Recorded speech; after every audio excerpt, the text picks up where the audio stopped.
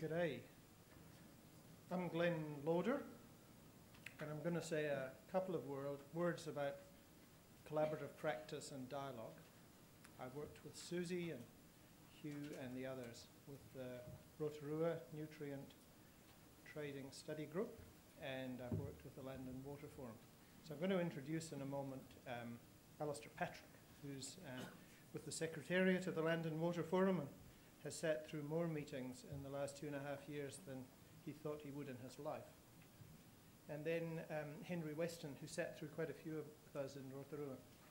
Now, Nikki Wagner opened the workshop today by saying the Land and Water Forum got together because it could help move us from highly polarized positions to something where we can work together, something we can work with, and to create durable and wide-ranging solutions. So that's kind of what the promise appears to be. And if you watch it closely, you'll actually see those are there. Bruce Thorold pretty succinctly said before lunch that if you're not meeting some angry farmers, you haven't started. So we could say that anger and frustration is a necessary first phase. But I'd say if you've got chronically angry farmers and chronically angry fish and game people, you clearly have to look at a different approach. And that's what we're talking about here. Going on to what Bruce said, this isn't a little different, this is radically different. And that's in some respects why I'll say that this is the key of it. The key of it is that the quality of your practice of how you're working together is going to be the key to the quality of your outcome, which is a really difficult thing to say standing in this format with 150 people. In a way, you can't imagine what we're talking about while we're sitting this way. We need to be sitting around talking with one another.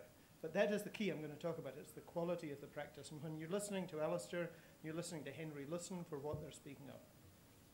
In large part, like Susie said, she's a microeconomist, and I suppose you would say I'm a micro-process person.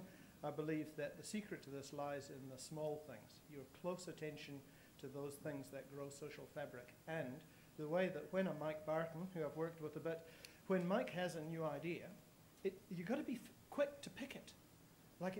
Innovation doesn't happen obviously. This is quite subtle stuff. So having said that it's about quality, I'm now going to try and talk for a moment about collaboration as an objective condition. There is something that you can actually walk into a room and say, we're not even ready to start. There's a certain quality of unwillingness with the way things are that we've got to have before we can begin. So I'll say the three conditions are ready, willing, and able, and then there's something beyond that. I think people are ready when they're stuck.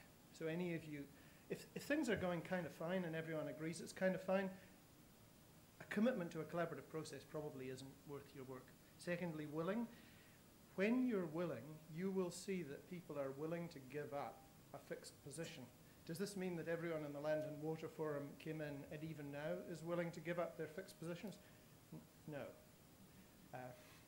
And some people will hang on till the moment of their death before they give something up. But the group as a whole has to have enough kind of willingness to take on, yep, we can work differently. And what that will look like initially is beginning to see that what Mike is contributing, what Neil's contributing, what Bruce is contributing, actually adds up to quite valuable things. And you begin to get into Bruce's head. What does Dairy New Zealand actually contribute here? Oh, that's quite interesting. I'm beginning to see the step beyond that, which is able, is when I can inhabit Bruce Thorold, Neil Dean's, or Mike Barton's world enough to have a reasonably good crack at answering a question in his place. So you've got to know Mike Barton pretty well to be able to do a Mike Barton, and you're kind of getting it when the whole room is beginning to guess exactly what Ian McKenzie would say. And Ian's going to have to be in the small group of the Land and Water Forum for a little time before you build that capacity. Curiously,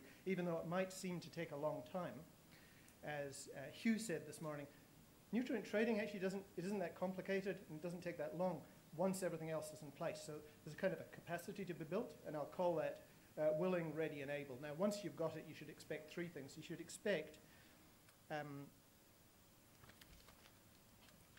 you should expect that the participants, not the facilitator or the convener, the participants can build bridges with one another in unexpected ways. Secondly, you should expect that they can operate from a shared context sufficiently that when you put an idea in front of them, they'll kind of say, yep, I can see how we would respond. And thirdly, you'll hear some innovation. You'll either hear new farm-scale practice, you'll hear new business practice like Mike gave you, you'll hear new policy initiatives, you'll hear economic innovation, or you'll hear social innovation. That's new configurations of people meeting together and thinking differently. Here's the three unexpected things, though, because there's a kind of a threshold where you think it's all going kind of sweet, and then it seems to be falling apart. And this is the predictable fourth condition. The first thing is that people will start to have ideas that weren't your ideas, and you just didn't see them coming. Secondly, you will see the seeds of their commitment in a way that you never knew that they would be committed to something. And the third thing is it will look like it's falling apart. And sometimes it is.